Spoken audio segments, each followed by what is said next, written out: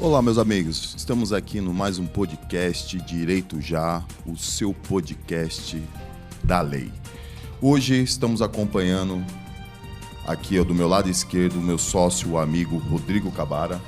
Olá, meus amigos. Prazer em recebê-los. Do meu lado direito, convidado de honra, ele, vereador de Cubatão, atuante, Alessandro de Oliveira. Prazer imenso estar aqui com você. E do meu lado esquerdo, especialista em direito penal, processo penal, ele, Felipe Souza. Ô, doutor, tudo Obrigado, bem? Wilson, tudo bem? Obrigado, Rodrigo. Boa tarde também, vereador Alessandro. É um prazer estar aqui. Agradeço o convite. Bom, hoje teremos os temas, falaremos sobre os crimes da administração pública ou contra a administração pública. Vereador, você hoje, representando o Poder Legislativo de Cubatão, tendo a obrigação de fiscalizar o poder público e sabendo, na atual política que vivemos, né, essa questão da corrupção, o papel do vereador dentro do município, somente ali de Cubatão, com todos os acontecimentos, Polícia Federal, né, investigação, qual é o papel do vereador em relação a tudo isso? Bom, doutor e demais doutores aqui da mesa, a gente ganhou uma eleição na intenção de representar a população da cidade, cobrando as ações de política do gestor, no caso o prefeito municipal e seus secretários. É lógico que quando você tem o papel de cobrar as ações de política, tanto a oferta da política pública para a população da cidade, você tem também o papel de fiscalizar os recursos aplicados, né? E lógico, a gente não venceu uma eleição, a gente não é vereador para procurar crime, né? É que a gente defende a legalidade e a gente identifica ali, e que quem vai julgar isso é a justiça, mas a gente faz alguns apontamentos que a gente entende estar de forma ilegal, né?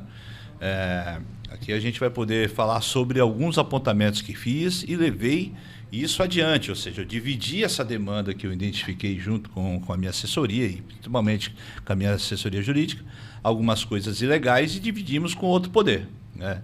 Quero dizer aqui, ao meu ver, se você não proporciona para a cidade a política pública devida, né, ao meu ver, você está negligenciando, você faz o apontamento e aí o Poder Judiciário vai investigar. Se você entende que o contrato ele não está sendo seguido desde o seu início, desde o nascimento, né, do contrato, da contratação, você aponta e quem vai cobrar isso é o Judiciário. Então aqui a gente vai poder, o doutor Wilson e demais doutores, falar sobre algumas representações que nós fizemos. Né? Algumas OSs que vieram para a cidade de Cubatão.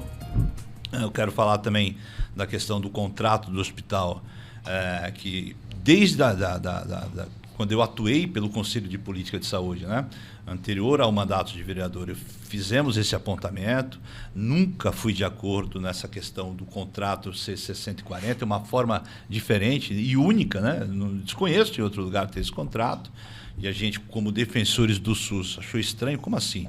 Um prédio público que vai ser explorado por privado e já vem com essa também de 60% ser ofertado pelo SUS e 40% ser privado. E a gente bateu nessa questão lá atrás. Montamos uma comissão de inquérito aí já como vereador para identificar algumas coisas, né? A procuradora do município que fala que criou isso, um modelo novo, e deu no que deu, né? Recentemente. E antes disso, eu fiz uma representação no Ministério Público Federal também, por entender que os recursos do SUS indevidamente é um crime federal. Porque a verba vem do governo federal, passado para o município, né? E agora a gente completa no próximo dia 30 de novembro 5 anos de contrato. Então vence o contrato e a gente hoje faz 2 meses e 14 dias para o término do contrato. A gente ainda não teve acesso ao novo chamamento, de que forma vai ser contratado, porque eu não quero nem de longe pensar que o contrato vai permanecer dessa forma, né? Então, e tem um apontamento, né? Vocês podem pesquisar, né, que isso é bastante transparente, do Ministério Público de Contas, né, que o procurador ele já segue um apontamento de uma procuradora, um parecer de uma procuradora, onde ele constata nesse documento, através das investigações, que um possível direcionamento para a Fundação São Francisco Xavier, ele também resume dizendo da irregularidade desse tipo de contrato. Então a gente está batendo dessa questão, desde lá atrás a gente está, olha, vai acontecer, vai terminar o contrato, um novo chamamento, precisa ser da forma tal. E aí vem muita questão que ocorreu né, nessa pandemia e que acabou, né, desaguando nessa questão, até que houve o próprio prefeito de Guarujá, né? Foi preso. Sim. E o de Cubatão está envolvido também nessa questão desse assunto referente ao chamamento e à dispensa de licitação. De licitação que nós apontamos desde o início. Né? Não se fazia necessário naquele momento fazer o emergencial, fez e isso ia acontecer. Né? Essa conta ia chegar. Porque assim, doutor, você que é especialista em direito penal, e a questão da dispensa da licitação, a gente sabe que tem algumas características ali que envolvem. O administrador público, quando ele tem a relevância de ter cuidado com o erário público, onde que ele vai investir o dinheiro, para onde que ele quer investir o dinheiro, e ele não faz com as cautelas devidas, conforme determina a lei, né? A gente sabe que ali está ocorrendo um provável improbidade administrativa, né? E dentro dessa improbidade administrativa ele vai responder, claro, tudo aquilo. Mas a dispensa de licitação, com essa nova lei de licitação, no seu entender,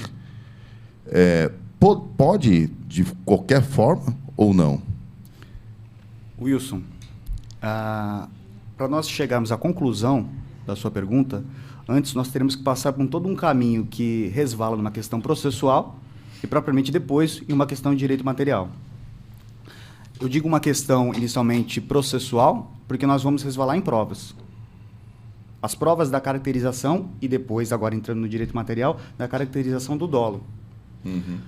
A nova lei de licitações, ela obviamente fez uma alteração no Código Penal para incluir, salvo engano, eu não lembro agora os artigos ao certo, para fazer essa alteração no Código Penal a respeito dessa tratativa, dessa temática criminal contra os crimes da administração, contra a administração pública, e ali a caracterização que não é propriamente de uma legislação especial, que é da lei de licitações, mas do próprio Código Penal, da necessidade do crime ser doloso, a excepcionalidade do crime culposo, mas que foi retirada, É porque antigamente a administração pública, o simples fato do erro, né, acho que foi mais brando, né, com essa nova legislação, né? Porque antigamente, vereador, simplesmente o fato da improbidade administrativa demonstrar que houve realmente um erro técnico, ele já responderia por improbidade administrativa.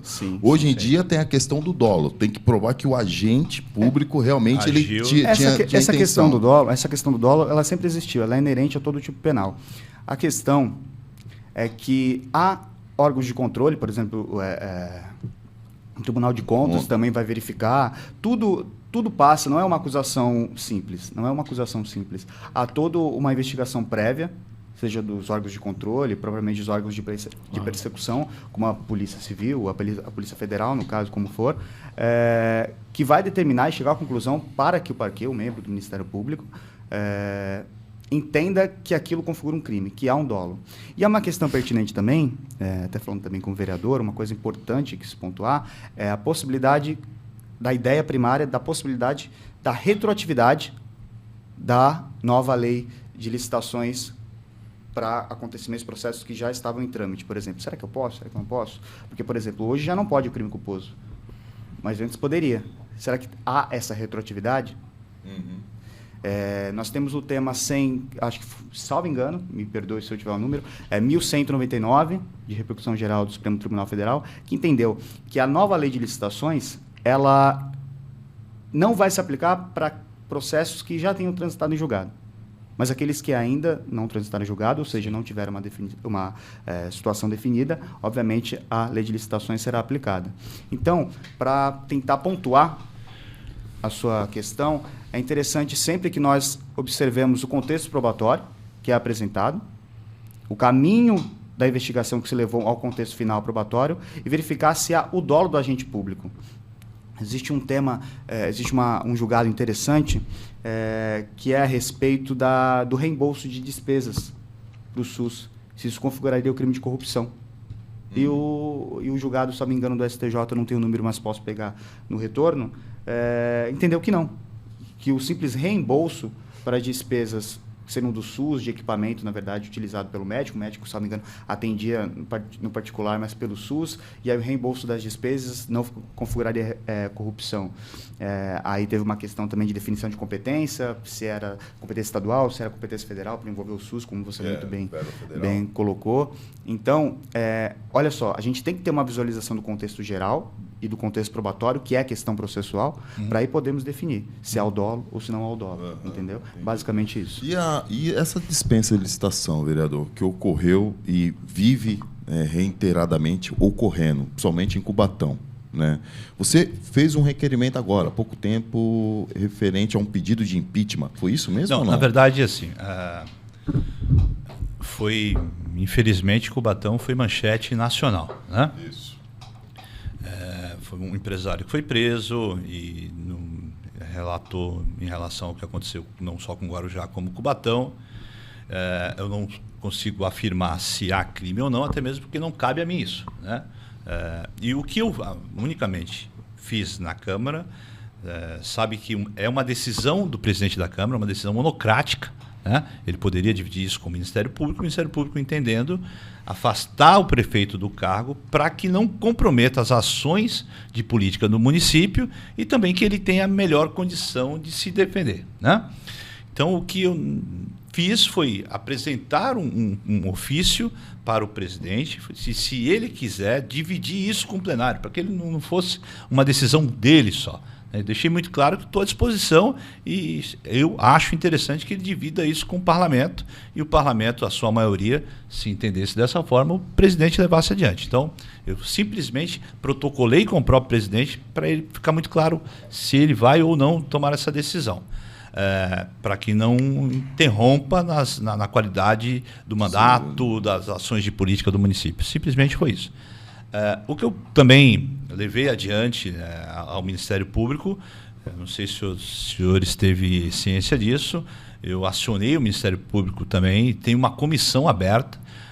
Nós temos uma prestadora de serviço de urgência e emergência, que ele faz dentro do pronto-socorro central da cidade, pronto-socorro infantil, uma gestão compartilhada, né? Isso lá atrás, ou seja, são servidores de carreira, né, servidores públicos da saúde, e também os colaboradores dessa prestadora, doutor.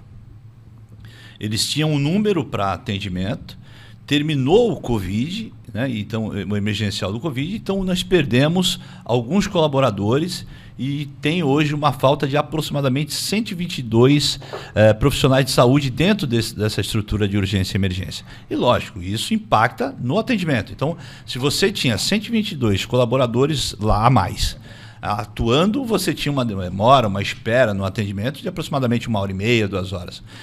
Terminou o emergencial, faltando 122 aproximado de colaboradores, você tem hoje atendimentos que impactam lá de 5, 6, 7 horas. Né? Falta colaboradores na medicação, você espera mais 1h30, 2. Então, é muito claro, aí não precisa ser nenhum técnico para entender que essa demora no atendimento você coloca em risco vidas, porque a gente está falando de um tratamento no serviço de urgência e emergência, as pessoas precisam serem atendidas de pronto. Né? Então, mais uma irresponsabilidade do governo municipal de não ter esse olhar, né, e de tomar uma providência. Ponto. E aí nós... Então, quer dizer que com o emergencial do Covid você usava para uma outra finalidade, né, dentro da urgência? Outra. Um outro ponto também que a gente levou ao conhecimento da Justiça, além do hospital, esse do pronto-socorro central, foram inúmeros, ao meu ver, negligência por parte do atendimento da atenção básica. A gente está sempre falando da falta de profissional de atenção básica. Sou um defensor da saúde preventiva. Então, se você não oferta para a população saúde preventiva, deságua números de doentes. Então, é números de hospital, é números de pacientes no pronto-socorro central, né? A gente tem uma dificuldade muito grande. E aí, as pessoas às vezes querem defender dizendo, mas isso é um problema nacional. Então, sou vereador da cidade de Cubatão, vou defender o meu povo, né? Vou defender minha população. Você fala isso com propriedade, né? Você foi conselheiro da saúde. Sim, né? eu fui do Conselho da Saúde, apesar que o prefeito fala que eu fui 25 anos presidente do Conselho e não vi tudo isso. Vi, as atas mostram que eu fui combatente. Né? Mas a gente tem dificuldade como vereador, imagina como presidente de um conselho de política. Né? Então, e outra, prefeito, não é 25. Não é você que executa, né? Não, o serviço a gente, público, né? Se for um governo democrático que entende que o conselho cria-se o plano de saúde, tá lá, né? Okay. Qual o nome? Como que se fala? Conselho. Né? Conselho de política. Então, eu estive por 3 mandatos consecutivos como presidente, eu fui sempre batendo nessa questão, defendendo o SUS, defendendo atendimento para a população, principalmente, como eu estou dizendo, na questão da saúde preventiva, do investimento que é necessário ter na atenção básica. Né? E não tem, se você não tem uma boa saúde preventiva, você produz doentes. E aí, lógico, por isso que a gente vê absurdos os valores de contrato, né, da urgência e emergência. Prova disso é o hospital. Um baita de um contrato com um serviço, ao meu ver, que não há contento, não temos. Né? E é isso, cara. A gente está lá hoje na cidade de Cubatão, sendo hoje considerado aquela oposição que vai para cima? Sim. Eu não consigo ter um mandato, doutores, chamado, né, o linguajar água de salsicha, né, que não tem finalidade nenhuma. Eu fui eleito para isso, para defender o interesse do povo. Então, o legislativo está para isso, né? E tento também discutir. Né? Eu trago para uma discussão. Estava vindo para cá agora com o meu pessoal e o que a gente vem passando hoje é a questão da Caixa de Previdência, né? Onde o prefeito, me parece, que quer mexer no fundo blindado. Né? Uhum. Que garante a aposentadoria dos que já estão aposentados e daqueles futuros aposentados.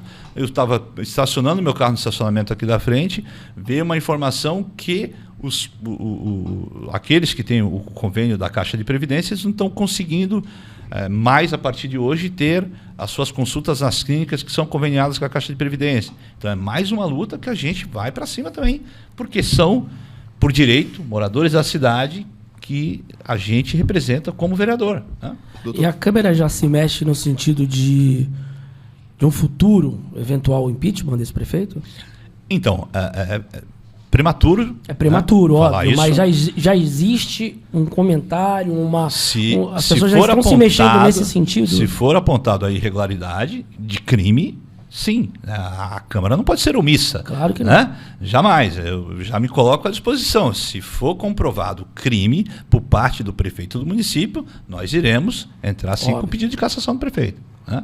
Doutor Felipe, essa questão, a gente sabe que o órgão legislativo é um órgão político, né?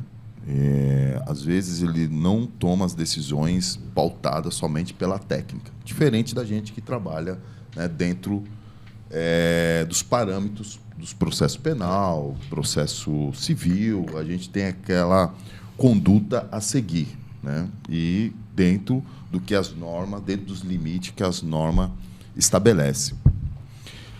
Nesse caso, o pedido de impeachment, às vezes, é necessário passar por toda a persecução penal, né? A ampla defesa, o contraditório, mesmo tendo indício que realmente houve o crime ou não, né? Nessa conduta, falando sobre a persecução penal, né, e sobre essa questão da relação do Poder Legislativo com a questão da fiscalização, o processo penal em si, né, de crime de improbidade administrativa, tu acha que deveria ser mais severo ou deveria ser mais célere para que pessoas que não tivessem condições de estar à frente de uma pasta ou estar à frente de um poder ser punido de uma forma mais adequada ou não? Wilson, eu vou colocar o ponto e terminar com aquele último, aquele que eu estava ponto. falando, eu encontrei aqui o número, é o HC 541447 de São Paulo, de relatoria do ministro João Otávio de Noronha, da 5ª turma. E você me falando essa pergunta, me veio o seguinte raciocínio, eu tenho muito isso, a pessoa me pergunta, eu vou raciocinando já. O ser humano é um ser político. Então, quando a gente fala em questões políticas, o legislativo é uma entidade política, o executivo o judiciário também é. Só que o ponto de ser político muitas vezes se confunde do ponto de ser extremamente ideológico. Isso é um pouco... Porque todas as decisões são pautadas em um critério político, do legislativo, do judiciário para julgar. Claro, nós temos fontes interpretativas que devem ser seguidas conforme a jurisprudência, conforme até o direito alienígena internacional, mas nós temos que partir dessa premissa de que o ser humano é um ente político, então é um ser político. Então ele vai, obviamente, fazer escolhas pautadas em critérios pessoais ou de grupos. Mas quanto à lei de probidade administrativa, que resvala não no direito propriamente processual penal, mas sim no direito administrativo sancionador, ele deve ter o seu rigor, até para atender aos critérios da administração pública, só que nós não podemos deixar de entender a finalidade do direito, a finalidade em si do direito. Nós não podemos achar que a pena ou a sanção exacerbada, ou aumento, ou agravamento, ele vai ter alguma consequência de controle sobre o ato do administrador, o ato do agente. Não é isso que vai mudar. São critérios de políticas públicas até, de raciocínio, de educação. E isso não se faz a curto prazo, isso se faz a longo prazo. Eu não posso, aqui até por uma responsabilidade ética, de falar de determinados casos, como a gente sabe, ou de determinadas questões que estão em desenvolvimento, até porque eu não sou julgador, e não pretendo ser, não sei, de repente, daqui a algum tempo, mas não é esse o meu objetivo. Então, eu não posso me pautar para isso. Eu posso me pautar do meu entendimento, do meu raciocínio jurídico sobre a questão. E isso é sedimentado no meu ser, tanto para a esfera criminal, quanto propriamente para a esfera administrativa. O administrativo sancionador, eu até gosto de conversar com um grande amigo meu, que é o Dr. Arthur, Dr. Arthur de Almeida Dutra, e ele gosta muito dessa esfera administrativa. Eu tive a oportunidade de conversar com ele e falar o que realmente, será que o direito administrativo sancionador ele está mais tendencioso para o direito penal ou para o direito administrativo? Não dá para ter o melhor dos dois mundos, entendeu? E até porque nós temos o princípio da última ratio. Nós não podemos deixar de entender que o direito penal é o último braço forte do Estado para combater determinados conflitos sociais. Então, o agravamento das questões atinentes propriamente à improbidade administrativa tem que ser demasiados na sua proporcionalidade e importância referente ao grau de hierarquia dentro dos ramos do direito. Não dá para eu ter uma ideia de improbidade administrativa querendo ter uma sanção de caráter penal, ou seja, de uma pena corporal. Talvez muito mais tivesse uma solução na improbidade administrativa, penas de caráter administrativo, sancionatórias, claro, de responsabilização do agente público, mas que tivessem um determinado fim para que atendesse a população, para que atendesse o cidadão. Porque é justamente isso que a administração pública tem que fazer. Então, esse é o meu raciocínio sobre a questão. Claro, nunca se pode colocar um apontamento, um raciocínio, sobre uma forma geral. De maneira, tem que colocar cada caso, dê a César o que é de César. Mas a princípio, de um modo geral, eu consigo ter esse raciocínio de que nós temos que pensar o direito administrativo como direito administrativo e o direito penal como direito penal. Mas tu não acha que, assim, a gente, às vezes, igual teve o governo passado, né, vereador, da Márcia Rosa, que ela foi sair, acho que faltando um mês para concluir, né? Para concluir o seu mandato. Né? E esse período que ela ficou respondendo, até ela ser julgado, né, transitado, a gente teve a questão do Sérgio Moro, né, que foi essa questão que ele queria criar o superministério, queria criar uma política punitiva mais severa, fez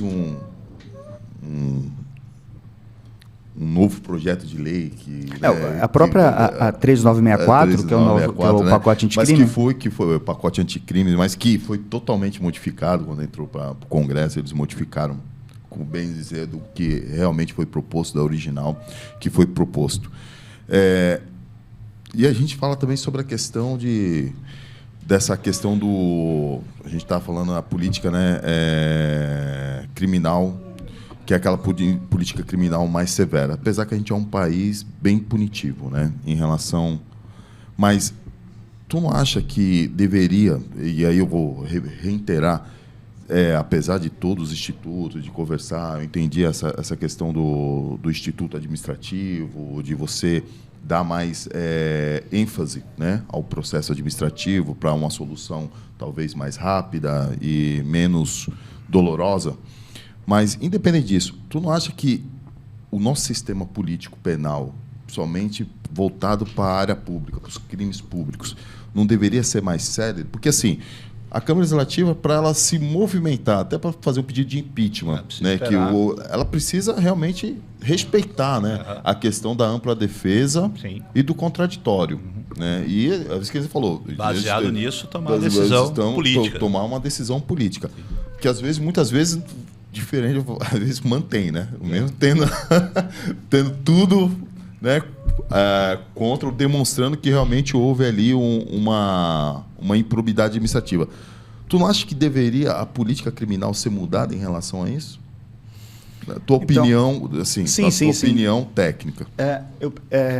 Muitas pessoas desconhecem isso, e esse caminho que tem que existir para propriamente o processo legislativo, isso em matéria penal, isso foge até a competência do município, isso foge do legislativo do município, do legislativo do estadual, salvo algumas hipóteses bem excepcionais, mas a competência para legislar em matéria penal é da União.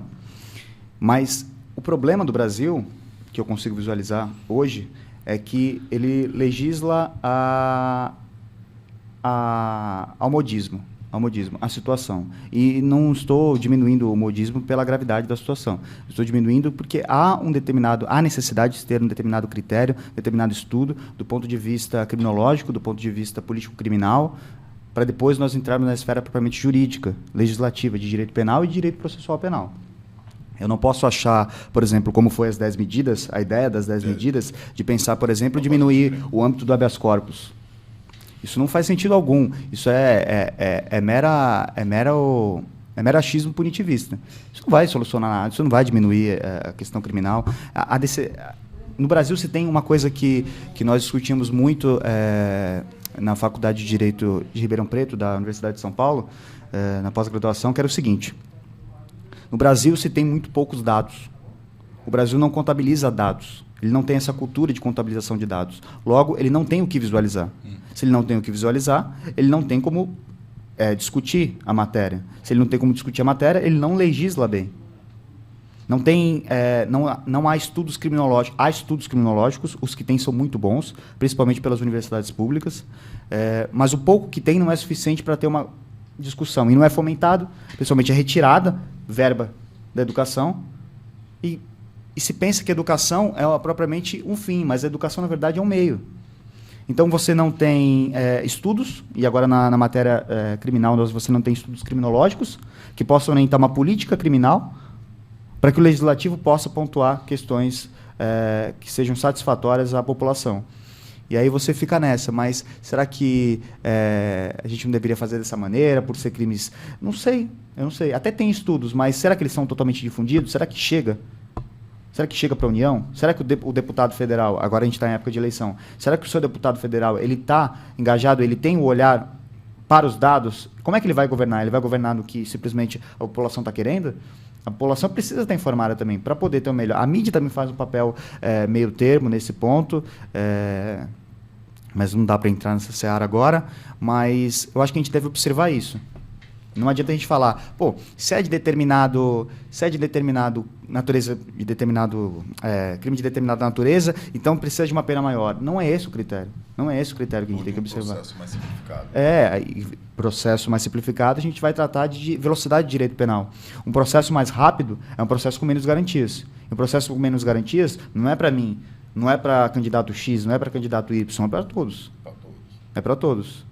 Talvez uma situação que a gente possa pensar é de que uma pessoa fala, tem muito habeas corpus, mas de repente o filho daquela pessoa se envolve num acidente, atropela alguém, sai de uma balada, toma umas e outras, atropela alguém e vai preso. Talvez o habeas corpus salvasse. Na verdade, o habeas corpus protege quem está criticando o próprio habeas corpus, né? Muitas vezes sim. Mas não é nem esse o ponto de jogar, parece que a gente está jogando uma praga por essa pessoa. Não. Mas não é isso. Mas é que a pessoa consiga visualizar de que a incidência de garantias fundamentais, como o habeas corpus, são essenciais. Eu peguei o habeas corpus para colocar, porque a gente falou da 3964, a gente falou depois das 10 medidas, e a minha visualização é essa. Eu não sou o senhor da razão, longe disso, mas eu penso dessa maneira. Entendi. Vereador, com toda essa dificuldade que vocês têm, né, a gente sabe que a limitação do Poder Legislativo Municipal é bem limitada em muitas coisas, né? Por exemplo, nessa questão que, por mais que vocês tenham indício, né, que realmente houve, né, um provável crime, né, de crime contra a administração pública, e vocês estão tentando tomar uma medida ali que seja securatória, né, para o município, para o bom andamento, para a boa política lá de Cubatão, né, estamos falando de Cubatão, como o senhor representa lá o Poder Legislativo de Cubatão. O Poder Legislativo está tem algum amparo em relação as políticas ou as decisões que eles tentam tomar em relação aos crimes contra a própria administração? Olha, doutora, eu só consigo falar pelo meu mandato, né? Uhum. Eu sou o responsável pela condução do meu mandato e eu sou daquele que faço valer, pelo menos me esforço bastante para fazer valer a responsabilidade de um vereador, né?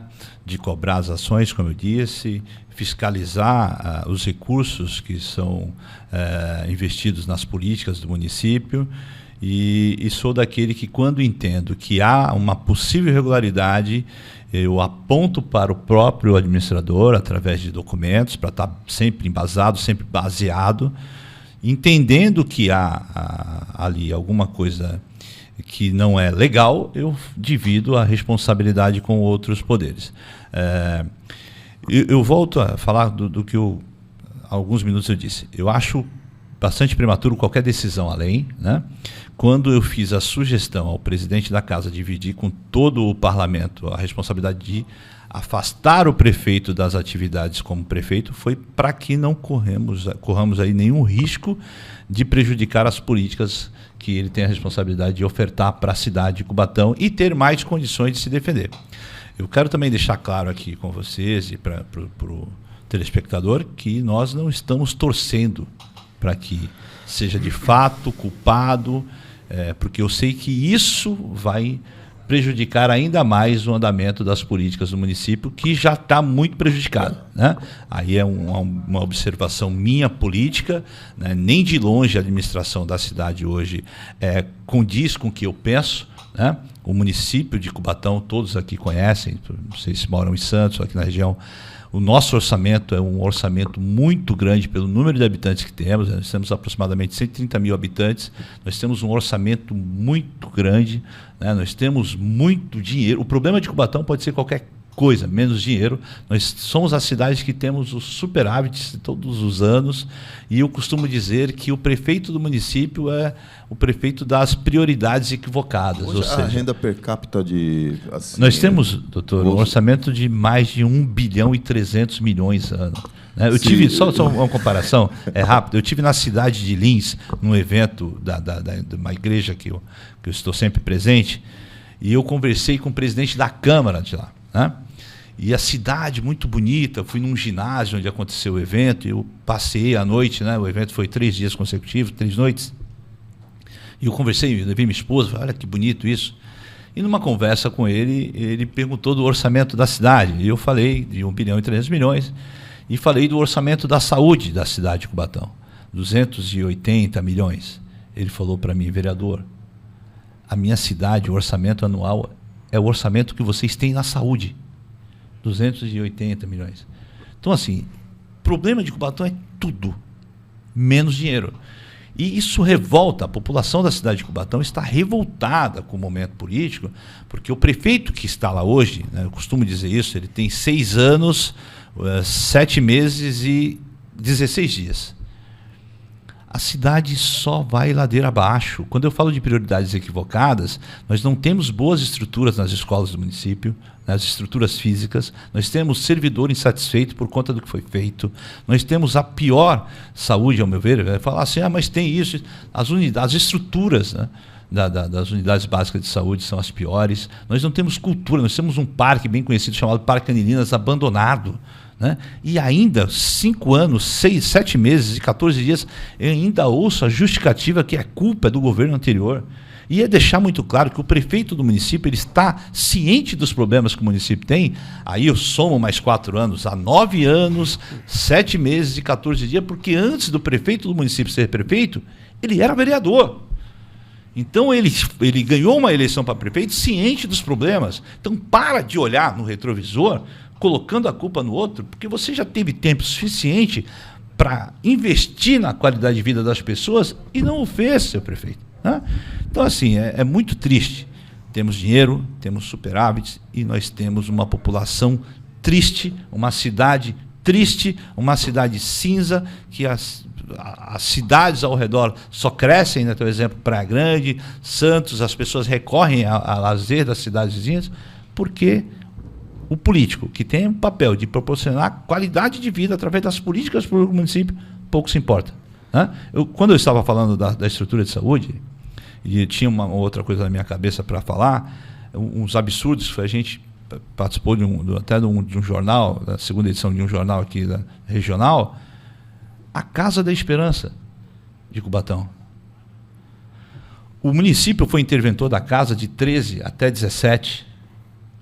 Depois disso, o interventor da Casa da Esperança, doutor, através de uma intervenção judiciária, é um empresário da cidade, através do Rotary Club. Desse 13 a 17 ficou uma dívida, um passivo trabalhista e algumas dívidas de tributos, que na época era 500, 600 mil, hoje acumulou, foi para 1 milhão e alguma coisa.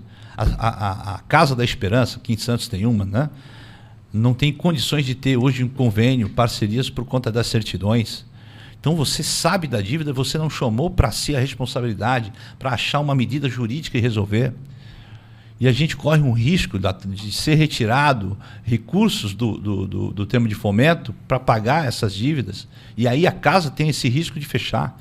E o prefeito não olhou para isso lá atrás, deixou acontecer isso. E agora se prontificou a resolver esperando uma medida da justiça. Aí não é o senhor que resolve. Você é obrigado a resolver quando tiver o posicionamento jurídico.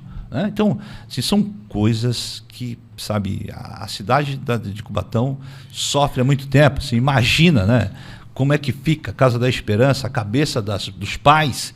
As crianças precisam de um acompanhamento. Só para concluir, nós temos na Casa da Esperança aqui um investimento não é custo, né, não é gasto. Né? A gente investe numa criança na Casa da Esperança de 480 a 500 reais mês. Nós temos quase 500 crianças. Aqui em Santos, investe-se nessa criança quase 3, 4 vezes mais, R$ 1.600. E com tudo isso, você não dá o investimento devido e ainda corre o risco de fechar o serviço. É não ter empatia, não ter sensibilidade nenhuma, com nenhuma causa. Né? A gente tem diversas comissões de inquérito e comissão de vereador, onde eu apontei uma OSC que teve no município sem expertise, foi trabalhar com o idoso e LPI, onde em decorrência dos maus tratos morreram 3 idosos. O cemitério da cidade também foi manchete no jornal regional por conta do total abandono. Mas tu acha que isso é falta de conhecimento ou falta de gestão e falta de conhecimento de gestão, e não se cerca de bons, porque se você não é bom gestor, tem um entendimento, se cerque de bons para desenvolver uma boa política. Os próprios públicos de esporte da cidade, todos eles, sem exceção, abandonados. Doutor Alessandro, mas antes desses 6 anos e meio que o senhor citou... 6 anos, 7 meses e 14 dias. Quais os setores caminhavam tão bem assim antes desses 6 anos e meio? 5 anos, 7 meses como prefeito e 14 dias. Como vereador, somados 9 anos, 7 meses e 14 dias.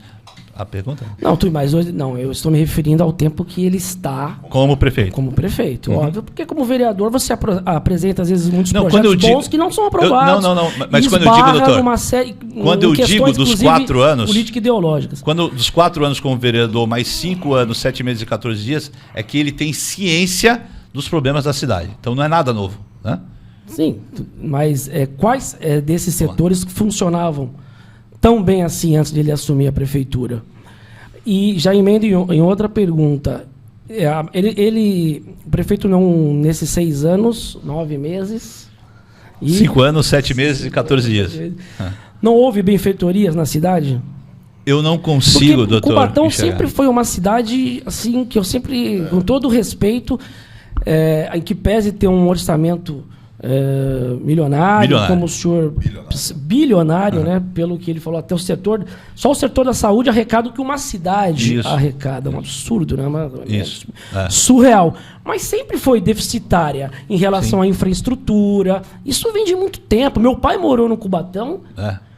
Nos anos 70 era assim, nos anos 80 era assim, nos anos 90 eram assim, nos anos 2000 foram assim, década de 2000, enfim, agora de 2010 para 2020 também. O senhor acha que o prefeito ele é o principal responsável desse atraso de Cubatão? Com sinceridade? Doutor, se o problema não é dinheiro, eu não vejo justificativa para que a gente não tenha uma cidade agradável para morar. Eu não vejo justificativa para você não ter as políticas devidas atendidas, né? Tanto na área da educação, da saúde, do esporte, da cultura. Então, não tem outro responsável pelo mau andamento das políticas a não ser o prefeito do município. Mas só o prefeito? O legislativo, tu não acha que o legislativo... essa é a discussão. Eu quero levantar essa discussão. Não foram lenientes... Porque o que parece o senhor atribui muita culpa à figura do prefeito. Não foram lenientes também, porque assim, uma coisa que falou, realmente, Cubatão sempre foi uma cidade rica, mas pobre atrasadíssimo, de espírito. Em que pese... Porque, por mais que eu amo Cubatão demais, mas por que eu falo pobre de espírito, né? Porque, assim, passaram políticos, a gente sabe, Ney Serra... Passarelli, Ney Serra, Clermont, Márcia Rosa, passaram inúmeros prefeitos, e nunca olharam para a cidade de Cubatão da forma como ela deve ser olhada. Sim. Você concorda Será comigo, que o prefeito nunca esbarrou em outros interesses? Não houve uma interesses? leniência do poder legislativo em relação... Porque hoje Cubatão tem uma oposição. Que eu vejo que atua. Realmente, nós temos o Rafael Tucla, temos o Roxinho, tem mais quem lá? O Rodrigo Alemão o também. O Sérgio. Guilherme. Hoje a gente tem, Salão. realmente, tem uma oposição consolidada. Hoje tem uma oposição consolidada que vem trabalhando. Mas e os anos anteriores? E as outras legislações? Não foram? Porque, assim, uma coisa que ele fez a pergunta... Já não era o Cubatão, porque assim, eu lembro que o Hospital Modelo ficou um tempo fechado antes de entrar. Ficou muito tempo fechado. Ficou um tempo fechado, até por uma falta de uma gestão pública. Mas não houve uma certa leniência do Poder Legislativo, não sei, nessa gestão, porque ainda está cedo para a gente até julgar, porque você entrou agora né, nesse mandato e está fazendo um bom trabalho, diga-se de passagem, não é porque está aqui, mas eu estou falando porque realmente é pela sua atuação, pelos processos que você vem abrindo, pelas investigações que você vem fazendo, né? E pela imposição que você vem colocando, né? Tanto que você está aqui, está fazendo um bom trabalho e está esclarecendo isso. Mas não houve uma certa leniência também do Poder Legislativo em relação a isso? Olha, como o doutor senhor colocou, que estou há 1 ano também, 7 meses e 14 dias como vereador, eu sempre tive o entendimento do poder do mandato de um vereador, né? E eu sempre converso com os demais pares em relação a isso. Prefeito nenhum, de nenhuma cidade, dá um passo se não tiver o aval da Câmara Municipal, né? Então, atribuir a responsabilidade? Sim, lógico, né? Mas, quando o doutor Cabara, né, colocou, mas é isso agora? Bom, eu identifico isso com mais precisão por ser vereador agora. Mas tivemos bons momentos, sim. A ideia seria avançar, né? Entendo assim, eu lembro da Praia Grande como ela foi, né? Olha só o que é hoje a Praia Grande. Nós tivemos na época de Passarelli, Ney Serra, né? Ney Serra construiu o hospital da cidade como prefeito, né? Nós tivemos prefeitos que construíram escolas, né? A Márcia Rosa, sem fazer defesa, não estou defendendo ninguém, vou falar aqui o que eu entendi, o que eu identifiquei. Construiu 2 unidades básicas, né? Construiu, e o prefeito chegou, já estava pronto, um CAPS que eu defendo, que é um segmento que eu defendo, CAPS álcool e drogas. Então, agora, são políticas importantes que impactam diretamente na vida das pessoas. Agora, o que eu estou vendo? E quando eu disse aqui das prioridades equivocadas, nós temos um pronto-socorro onde as pessoas esperam por 6, 7 horas para serem atendidas. Nós temos um hospital de serviços limitados, porque nós temos reduzido 60% do SUS e leito, ao meu ver, pequeno, pouco, aliás. Nós temos uma atenção básica com uma dificuldade muito grande, né? E dinheiro não é o problema. E não teve uma construção de um equipamento. Aí, assim, o que eu vejo hoje, o prefeito vai nas redes sociais dele para divulgar a construção de um pier de milhões, onde está sendo gasto nesse pier o que era para ser gasto em 3 piers. E vem cá, volto a dizer, é a prioridade do município hoje, já que o senhor não fez absolutamente nada? Então, assim, não precisa ser o maior gestor da história para entender que é um equívoco o senhor está implantando no município sem olhar para o básico. Então, como é que eu vou avançar se eu não ofereço para a população da minha cidade o básico? E as escolas? As escolas, eu participei de umas comissões, uma que o problema era recurso, as emendas dos vereadores, né, por conta do Covid, foi direcionado para a compra de vacina, depois recuou, e aí, enfim, mudamos o destino dessas emendas, parte delas para as escolas, para a reforma das escolas. Foi uma dificuldade imensa para iniciar a reforma das escolas. A gente ficou 2 anos sem aula, né, por conta da pandemia. E aí, quando voltou, começou uma reforma, ao meu ver, sempre faço essas críticas na sessão da Câmara, porcas, amadoras. Eu fui visitar assim, as escadas, o pó e as crianças desviando. Os meus filhos estudam em escola pública lá, meus filhos são atendidos pelo SUS, né? Eu também. Como é que eu vou defender os militantes do SUS? Está lá com plano de saúde, é fácil, né? E assim, e as escolas continuam com a mesma dificuldade. A gente ainda tem lousa de giz. A gente ainda tem lousa deteriorada que o professor tem que fazer uma manobra com um orçamento desse. Se o da saúde é 280 milhões, que é 15%, façam as contas, 25% da educação, teríamos que ter tudo muito bem feitinho. O orçamento da educação supera muito o da saúde? Então, são 25 para a educação, 25. 15 para a saúde. Então, olha só, nós tínhamos que ter as melhores escolas. E assim, e quando compara-se governo, na época do Passarelli, na época de Ney Serra, tinha uma coisa, o servidor era valorizado. A gente tinha aquela coisa lá, eita, esse rapaz aí é funcionário da prefeitura. É mesmo? As lojas tinham um tratamento diferenciado. O prefeito atual, ele pisou na cabeça do servidor público. Então você, servidor, você pisou, você não tem uma escola a contento, você não tem unidades básicas, você não tem o pronto-socorro da cidade, né? Você não tem uma boa estrutura no hospital porque é limitado os atendimentos, e eu não tenho que fazer essa crítica como vereador? Vou sempre, senão eu estou sendo também perfeito, omisso. mas ele, analisando de uma maneira mais global, ele também não encontra barreiras na própria Câmara dos Vereadores? Ele tem a base na mão.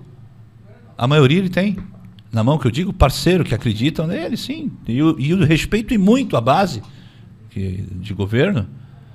Mas o que está, então? Se o senhor tem a maioria na Câmara, se o senhor tem dinheiro, me ajuda a sair daqui com alguma coisa na cabeça, o que está faltando? Entendi. Felipe, a gente sabe que um agente público, quando ele deixa de fazer um ato de ofício, ele prevarica, né? Chamado prevaricação, determinado ali de 2 a 12 anos de prisão. Tu acha que, nesse contexto todo, né, de política, um agente público deixar de fazer de ofício aquilo que ele poderia, ou aplicar as verbas públicas onde deveria, né, há uma prevaricação ou há uma conduta... uma prevaricação ou um desvio de finalidade? No teu ponto de vista, o que tu acha? Wilson, como eu tinha falado para você anteriormente, é muito difícil. É muito difícil, porque eu já não poderia falar, porque a gente está, querendo ou não, a gente está contextualizando a questão, né? De um município real, de um agente real. Eu não posso falar se é ou não, se caracterizaria ou não. Tudo vai depender do contexto, provavelmente vai depender também do contexto de provas. Não sei realmente o que está acontecendo. E eu nem sou julgador. E eu nem gostaria, como eu havia dito anteriormente. Então, eu não posso falar desse caso. Eu não posso falar se caracteriza ou não, até porque eu não tenho elementos nenhum aqui para falar, e mesmo se tivesse, também não poderia falar. Mas a prevaricação, ela vai existir num contexto geral, que você vai ter que observar, obviamente, todos os institutos de direito penal. Não sei, de repente, por que o agente público praticou aquele ato? Não, é difícil, entendeu? É difícil falar de um caso concreto. Não é nem ético, né? Você debruça numa acusação sobre um funcionário público, mas você também tem que escutar a versão do funcionário público. Ele tem defesa. Isso é o devido processo legal, isso é base democrática. Processo legal, isso é base primário, né? Isso é base do Estado de Primário Direito. Do primário. É base do Estado de Direito, que obviamente vai fundamentar um Estado democrático. Obviamente, se as leis forem... porque você falar em valoração, né? Você falar em valoração de norma, falar em valoração de decisão, parece que a gente sempre está falando de uma valoração democrática. Não. Regimes autoritários também utilizam valoração, utilizam fundamentação. A gente pensa que em regime autoritário, simplesmente uma ordem ela passa sem nenhum tipo de fundamentação. Claro, existe isso, mas que não passa nenhum tipo de motivação, nenhum tipo de valoração. Até regimes autoritários se utilizam de uma fundamentação própria para atestar aquela decisão autoritária. Então, a gente tem que tomar muito cuidado quando a gente fala em Estado democrático, Estado de Direito. Estado democrático não, porque a democracia tem um conceito próprio, obviamente com várias fundamentações, mas um conceito próprio. Mas em falar em Estado de Direito. Estado de Direito pode fundamentar um Estado autoritário, não é esse o ponto. Mas é difícil. Falar do caso concreto da situação de enquadramento típico que você me passou para a prevaricação, eu vou me abster um pouco, mas a gente pode continuar essa conversa. Eu estou vendo que eu estou colocando você em saias justas. Né? Eu nem posso, é uma questão até ética. Doutor, mas assim, o que você falou é engraçado sobre essa questão da valorização, né? Ou do Estado, né? Absoluto, né? Como se dizem, né? Ou autoritário. Tentar validar os seus atos através do próprio direito, né? É o que acontece, geralmente. E também, por mais que a gente possa hoje viver, a gente vive, né, no Estado democrático por direito, né? Que você falou, a democracia ela tem um negócio, mas a gente sabe muito bem que a democracia nada mais é, né, a nossa Constituição, um pacto político, né, entre a população e o Estado. Entretanto, todavia, né, a gente sabe que as classes que têm mais consciência política, ela costuma normatizar as tuas ideias ou né, colocar as suas vontades em projeto de lei ou em lei, né? E aí a gente vê essa questão hoje, essa questão da improbidade administrativa, essa nova reforma que teve depois da Lava Jato. Com esse pacote anticrime, né? Vamos falar um pouco dele, que você citou, e eu acho legal a gente falar porque é pertinente ao texto. Esse pacote anticrime foi leniente com a improbidade administrativa? Eu acredito que não, Wilson. O pacote anticrime, ele versou sobre direito material, direito processual, mas eu não posso tratar especificamente da improbidade administrativa. Já falou do Acordo de Não Persecução Penal, olha só, está na minha cabeça, que também é uma matéria tratada... Que a gente pode já abordar. A gente já pode abordar, Rodrigo, verdade. Mas ele tratou diversas questões que podem resvalar na questão processual, subsidiária, propriamente a aplicação do... Porque é o processo civil, estou falando de improbidade administrativa, estou falando de processo civil, não propriamente de processo penal.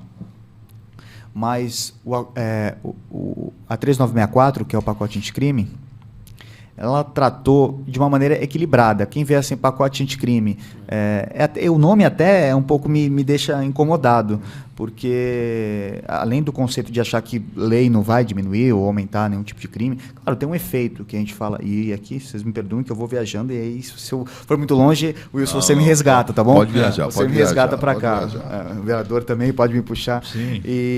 Mas da seguinte ideia, nós temos basicamente a teoria tridimensional que puxa fato, valor e norma.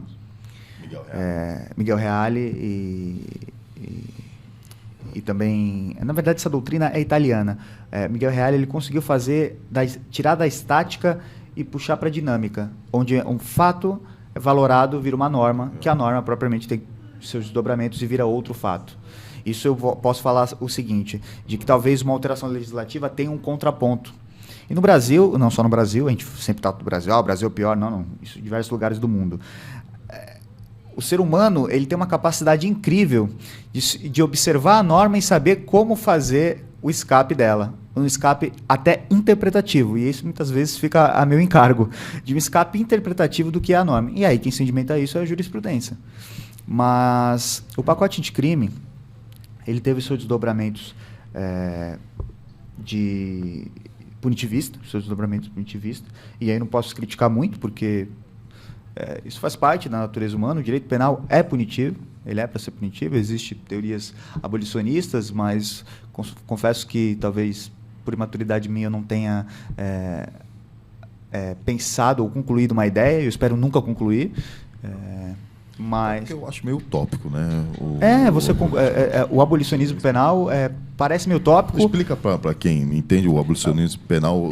Existem vários desdobramentos do que é o abolicionismo penal ou ideia abolicionista sobre o direito penal, mas um direito penal que não tenha como consequência uma pena corporal, propriamente dita. Existe, por exemplo, um determinado raciocínio que pensa que o abolicionismo só como retirada das penas de caráter corporal.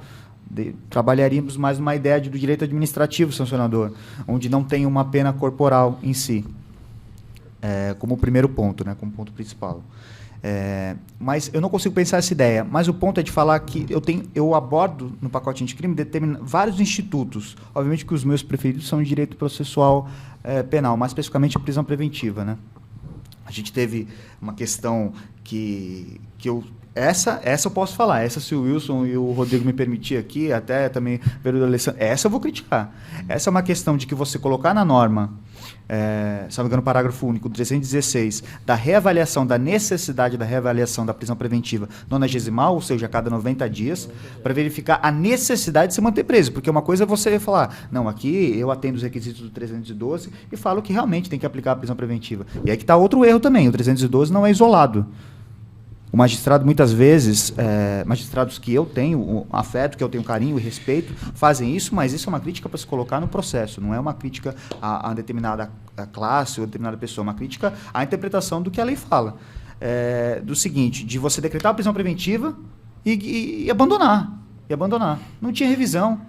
Tinha revisão no máximo quando você decretava no flagrante, convertia para preventiva e ia verificar se ele poderia recorrer em liberdade. E antigamente, para você poder apelar, você tinha que se encontrar no cárcere. E muitas vezes, doutor, o preso, o custodiado ficava 2, 3 anos preso. Sim. Aí, ao final, sai a sentença dele. E é uma sentença que ele vai cumprir no regime aberto ou semiaberto. E ele ficou Exatamente. 3 anos preso. Não havia provisão. É desses absurdos que o doutor está falando. E a necessidade e mais do que isso, antes de falar de prisão preventiva, a gente tem que falar de conceitos introdutórios a partir do 282 do Código de Processo Penal, que tratam de uma maneira geral como se deve ter uma prisão preventiva, como se deve se dar uma ideia. E aí mudou o pacote anticrime outra coisa também, Wilson, que foi a fundamentação, que a gente estava falando de motivação e tudo, agora nas decisões judiciais. Quando a gente fala em uma decisão judicial, o Código de Processo Civil, não vou falar novo porque não é tão novo, mas o Código de Processo Civil ele já tratava a ideia do que é uma decisão fundamentada ou não fundamentada. E o Código de Processo Penal, se apropriando desses conceitos, colocou no nosso 315 o que seria parágrafo 2º, acho que é isso. O que não se consideraria uma decisão fundamentada. E por quê? E por que colocou especificamente? Pensa comigo. E por que colocou especificamente no artigo, numa estrutura topológica, quando se tratava de prisão preventiva. Obviamente que aqueles Eles estavam se utilizando da forma genérica para fundamentar. A lei tentou fazer esse escape, sair disso. Porque eles precisam fundamentar tecnicamente. Exatamente. Eles queriam que a fundamentação, que do que se considera ou não uma decisão fundamentada, fosse aplicada, obviamente, para todo tipo de decisão no processo penal, mas principalmente quando se tratava de uma aplicação de uma medida cautelar pessoal. E para você aplicar, a gente fala, o aluno na faculdade de Direito aprende, requisitos da prisão preventiva. 312, só 312. Mas esquece que há uma matéria geral, principiológica, de aplicação preventiva, não indo na Constituição, que vai tratar, obviamente, de uma maneira ampla, de uma maneira até absoluta. Plenitude mesmo da defesa. Né? Não, mas não de uma maneira absoluta, mas de uma maneira que eu tenho que observar outras questões. Uma prisão, o 282 vai falar o seguinte, que a aplicação de uma medida cautelar em si, que vai também valer para patrimonial, sequestro, arresto, hipoteca legal, mas tem que ser necessária e adequada. Antes de eu verificar se preenche os requisitos do 312 para a aplicação de uma medida cautelar, eu tenho que verificar se ela é necessária e adequada. E mais do que isso, subsidiária a prisão como que atinge a prisão preventiva. Ou seja, para eu falar de prisão preventiva, eu tenho que falar... E agora vocês me instigaram uma matéria que... E o tema da garantia da ordem pública é muito aberto. Eu sou... Rodrigo, você está me colocando... não deixa eu criticar. É muito aberto. Senão eu vou até amanhã criticar. É muito aberto para garantir a ordem pública. Então se mantém preso. Mas vem cá, explica pra gente, fundamenta. Medida cautelar. O que é manter a ordem pública? Exato. Medida cautelar é para cautelarizar o processo. Isso é muito criticado, né? Esse artigo que está falando, esse foi o artigo, doutor, o vereador, que é o seguinte, foi o que soltou o André do Rap, né? Que foi muito criticado pelo pacote de crime, que é essa questão de revisar de 90 em 90 dias, revisar a prisão preventiva. Né? Mas a decisão do já aposentado ministro Marco Aurélio foi correta, porque a interpretação da lei fala que, se não for realizada... É ilegal. Tecnicamente foi correta. Não é uma axiologia sobre o indivíduo, sobre o fato. O STF foi lá e falou, não, depende da pessoa. Depois sim, mas na minha visão é uma interpretação incorreta, porque é uma interpretação contra a lei. É uma interpretação contra a norma. Porque a norma fala uma coisa. Exatamente. A norma é clara. Exatamente. Ela é técnica. Exatamente. E essa questão da prisão preventiva, que é o ponto central, muitas vezes, do processo penal, que todo mundo tem que prender. Por que não está preso? Porque existe um raciocínio... Antigamente, para você entender hoje, você tem que entender por que é hoje, para entender também como é que foi ontem. Antigamente, vou sair aqui no microfone, desculpe. Antigamente, era a ideia prisão ou nada. Era prisão ou nada. Ou era liberdade provisória ou era prisão. Não existiam as medidas cautelares, que é de 2011, não existiam as medidas cautelares diversas. Do 319. Então o juiz, ele não tinha essa opção. Alguns juízes eram mais de vanguarda, progressista, que aplicavam, entendiam, até fazer uma analogia à própria ideia de cautelaridade do processo civil, mas traziam isso. Mas era muito pouco. A ideia era essa, e principalmente, agora não me recordo se é anterior, no mesmo ponto, de que para recorrer você tinha que voltar ao cárcere. Ou seja, eu respondi processo de liberdade, para poder apelar, eu tinha que ir preso. Ou seja, as cautelares é aquela prestação de serviço à comunidade. Vamos colocar a mais famosa, que é a monitoramento eletrônico, suspensão das atividades. Então, o pacote de crime ele é muito extenso. Para eu falar dele, eu acho que, de uma maneira geral, foi bom. Foi bom. De maneira geral, eu considero bom. Mas, sim. Teve a questão também do abuso de autoridade, né? Que é uma lei posterior. É uma lei posterior, que também acabou entrando em relação a isso, né? Mas, então, no seu contexto geral, teve pontos positivos, pontos negativos. Eu só quero tocar num ponto que a gente tocou aqui anteriormente. Eu acho que foi muito positivo, em especial no ponto do artigo 28A, que é o acordo de não persecução penal. Para os crimes de tráfico privilegiado, onde há um significativo redutor de pena, de 1/6 a 2/3. Então, se a pena mínima desse crime é 5 anos, doutor, se você aplicar o redutor máximo de 2/3, você chega a 1 ano e 8 meses, regime aberto. E possibilita o MP oferecer o acordo de persecução penal, como acontece em outros crimes que têm a mesma quantidade de pena. Ocorre que Pelo crime? Pelo crime. E aí a gente entra todo aquele lado genérico da coisa. Eles não oferecem. O MP, é uma crítica ao MP mesmo, eles não oferecem. Não todo mundo, não são todos ilustres promotores, mas a maioria não oferece o acordo de persecução penal, podendo, pela quantidade de pena. E aí cabe ao advogado guerrear para pleitear na instrução criminal que seja feito esse acordo. E ele cumprindo esse acordo, as condições, as imposições, ele tem um processo extinto. Né? E é um crime, só que é um crime de tráfico de drogas, é um crime que realmente há uma reprovação muito grande, né? E eu acho que é isso que ocorre, e por isso que eles não oferecem esse acordo de persecução penal. É complicado. Não vou deixar o vereador Alessandro de fora, eu vou trazer porque, assim, falar em entorpecente é falar de política pública também, né? Sim. O CISNAD, ele veio para isso. A 11343, a gente só pensa que vem dos crimes, existe do artigo 28 para frente. Não, existe, na verdade, o CISNAD, que foi criar uma ideia de um sistema para política pública sobre drogas. O 28A sedimentou, né? Foi assim... o 28, eu estou dizendo o 28 da 11343, não do pacote. Que é o da lei de drogas. Que é o porte, né? Que está em discussão aí, travou a pauta. Mas o tráfico de drogas é um problema, assim, no país, é um problema para o judiciário. É um problema, ninguém pensa nisso, mas é um problema para o judiciário, principalmente. Saúde pública, né? É um problema de saúde pública.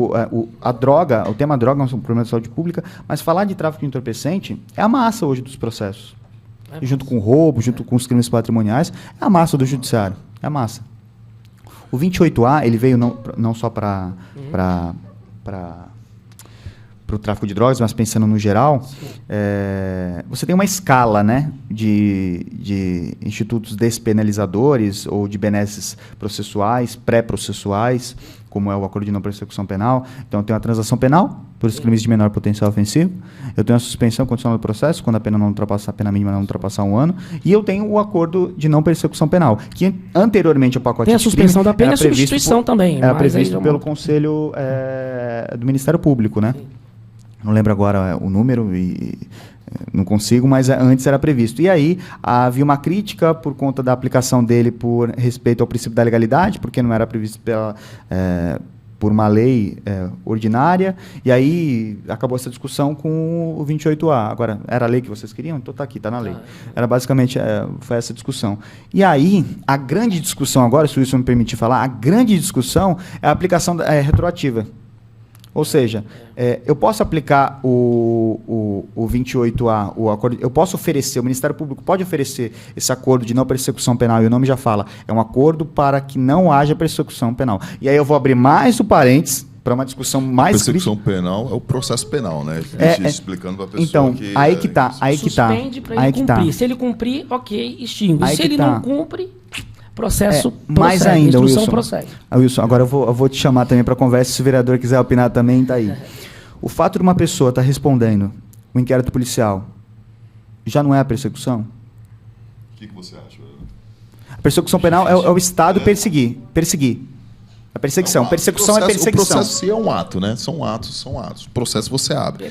Aí, se você abre, o primeiro ato de um processo é o inquérito policial. É o que motiva a denúncia. O fato de eu ser intimado para ir prestar declarações em sede policial por estar sendo investigado por um determinado crime, ou numa comissão de inquérito parlamentar de inquérito. O fato de existir uma investigação contra mim já não é uma persecução? Claro. Quando essa ideia, essa nomenclatura, por isso que eu não gosto dessa nomenclatura, acordo de não persecução penal também, isso outros doutrinadores também têm esse entendimento, ele não vai estar para que não haja persecução penal. A persecução penal já existe. É que não haja ação penal. Esse deveria ser o nome correto. Acordo para o início da não ação penal. Porque a persecução penal já existe. Então, vamos pensar o seguinte modo. Eu respondi a investigação, chegou na mão do Ministério Público, atendido os requisitos objetivos, que é quanto de pena, em abstrato ali, que seria do crime, que eu sou imputado, investigado, indiciado. E os requisitos subjetivos.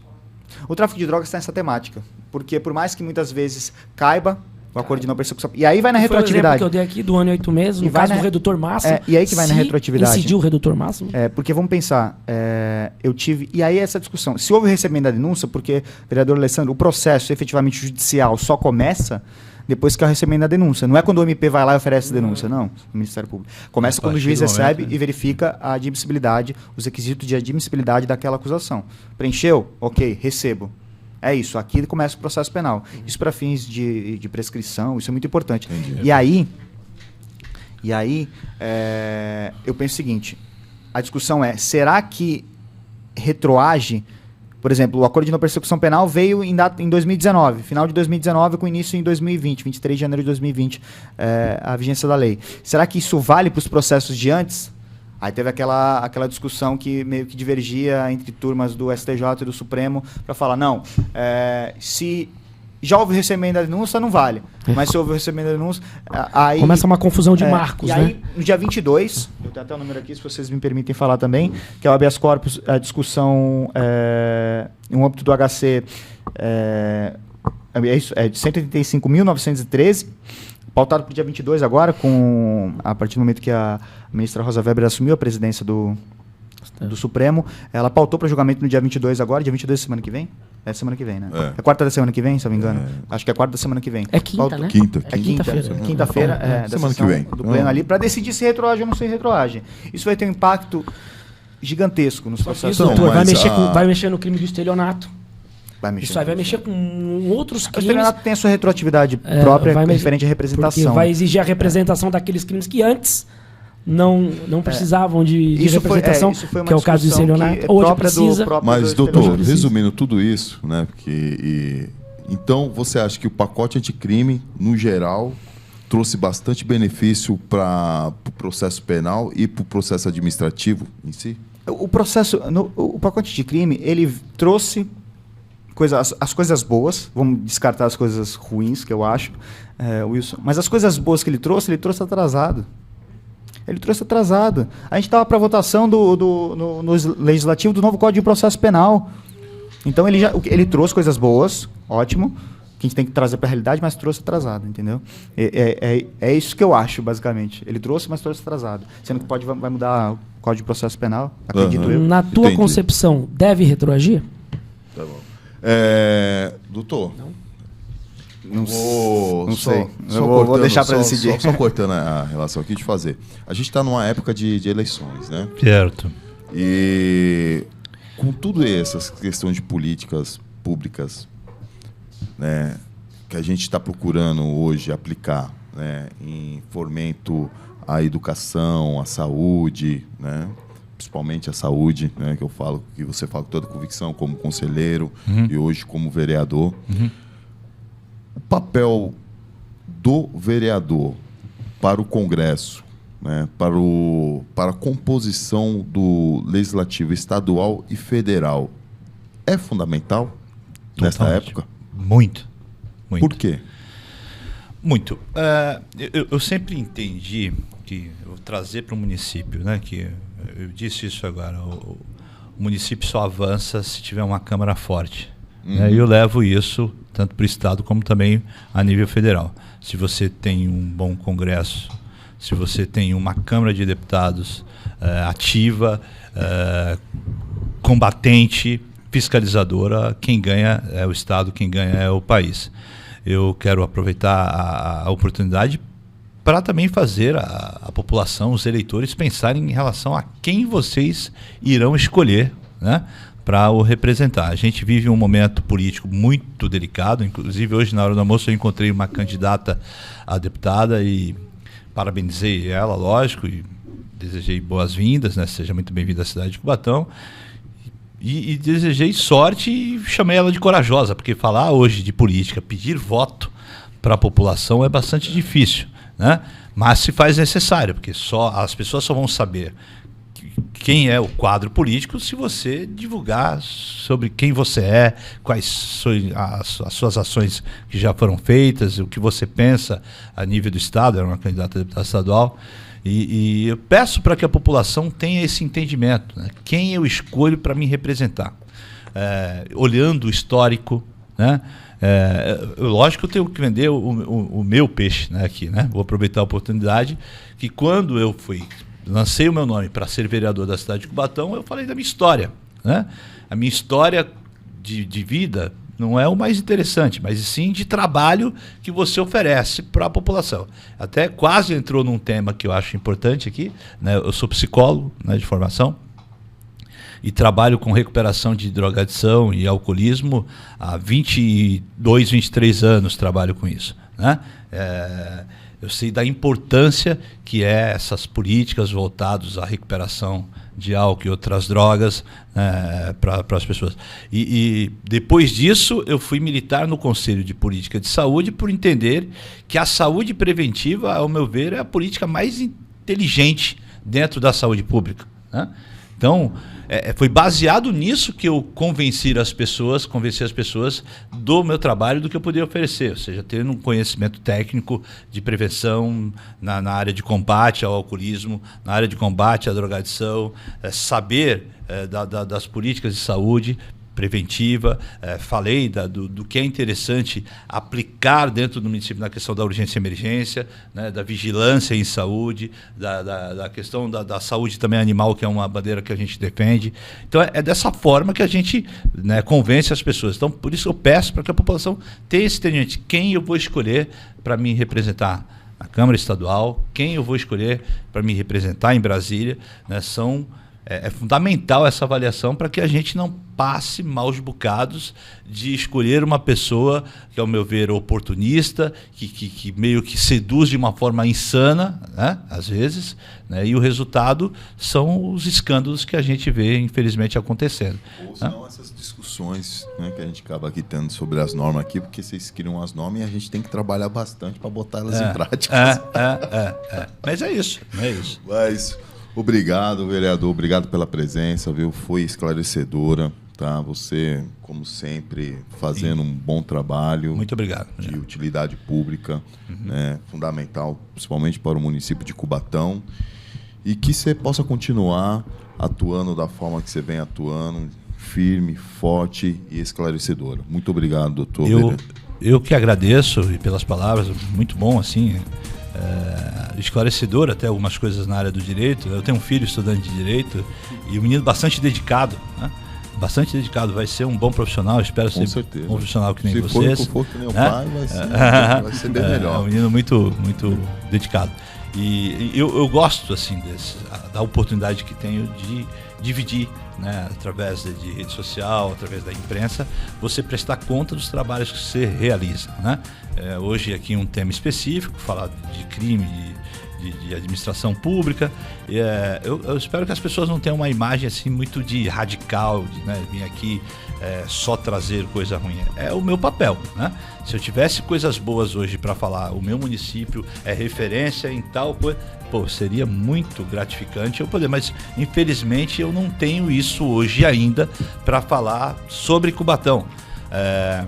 E eu quero também deixar claro, assim, os cortes que foram feitos, assim, a administração que fez com o servidor público no início do mandato, de retirar direitos, anuênio, sexta parte, enfim, tudo que um trabalhador da prefeitura do município, um servidor público concursado, que foi fazer um concurso na cidade de Cubatão, pelo que foi oferecido, né, na época, foi tudo retirado. O que me fez pensar, se você economiza aqui, se você retira aqui, lógico, a intenção de investir no município. O problema todo, doutores, é quando você retira direitos, quando você enxuga a máquina pública e você não investe, né? A gente não está falando de uma empresa privada onde o prefeito do município é o dono dessa empresa e que ele só quer lucrar, né? É uma administração, é uma prefeitura de um município. Se você enxuga aqui, o que você economiza, você precisa investir no povo da cidade, nas políticas públicas da cidade. Não. Então, se você só enxuga e não oferece para a cidade de Cubatão, então eu, como vereador, vou sempre criticar, né, na intenção, são críticas construtivas, né, eu sou daquele do diálogo, mas infelizmente, quando eu entendi que não tem diálogo, que não tem sensibilidade, que não tem o olhar para as políticas, eu tomei uma decisão de falar, não, então serei a o contrário de tudo isso e vou sempre fazer o trabalho a qual fui eleito para isso. Representar o meu povo, representar a população da cidade de Cubatão. Então, mais uma vez, agradeço a oportunidade, estarei sempre à disposição. Obrigado, vereador. Doutor Felipe, você de forma genial. Cara, fantástico. Fantástico, assim, você deu uma aula sobre direito penal, processo penal, né? Parabéns, de uma forma muito profissional e ética, né? Conduziu e falou o necessário e de forma assim esplêndida. Eu estou realmente orgulhoso, né, de fazer um pouco, né, parte da sua história e de poder ver você aqui hoje ao nosso lado e fazendo parte dessa mesa. Você realmente é um rapaz brilhante. Parabéns. Parabéns pelos estudos, parabéns pela sua especialidade e parabéns pelo profissional que você é. Muito obrigado. Wilson, eu só tenho a agradecer você, agradecer o Rodrigo, agradecer o vereador também, aqui a presença. Não conhecia, conheci, estou muito feliz de conhecê-lo. Sabe que vocês dois, para mim, são exemplos também, mais do que colegas, como profissionais também. Esse projeto é maravilhoso, acho que estava faltando isso, agora não está mais. Parabéns, só tenho a agradecer a estrutura aqui completamente, o pessoal também do apoio é sensacional. Saiba que sempre estarei ao lado de vocês, gostaria também que sempre vocês estivessem ao meu lado. Estou em novos caminhos, novas prospecções, mas isso de maneira nenhuma vai me inviabilizar dos contatos que já fiz e dos que terei também. Então, só tenho a agradecer, mandar um beijo para todo mundo, pra minha família, que também deve estar vendo ali. E um abraço, foi um prazer. Meu sócio, meu amigo, Rodrigo Cabara. Cara, foi um prazer receber aqui o vereador Alessandro Oliveira, Prazer muito esclarecedor, né? Não conhecia também, conhecendo Prazer. hoje. Explicações pontuais. E pro meu grande amigo Felipe Souza, estudamos juntos, né? 5 longos anos, né? De batalha. Não tá contando após, né? Não tá Muita contando batalha após. mesmo, batalha mesmo. Muita, e pós, e especialização, e pra você se preparar, né? Pra você exercer essa profissão, Verdade. você precisa estar preparado. E esse cara aqui é fera. Esse cara aqui é CDF. Né? E ele é um advogado brilhante, agradeço demais, cara, a tua presença, aceitou de imediato, entrei em contato com ele, muito feliz de você ter participado aqui do nosso podcast, Felipe, e vai voltar mais vezes. Com certeza, com certeza. Vereador Alessandro. Sim. Meus amigos, obrigado por vocês acompanharem até agora. Não deixe de curtir o nosso canal, comentar, compartilhar, né? Envia para os seus amigos, para os seus familiares e inscreva-se no nosso canal. Muito obrigado, um forte abraço, fique com Deus. Direito já. O seu podcast da lei.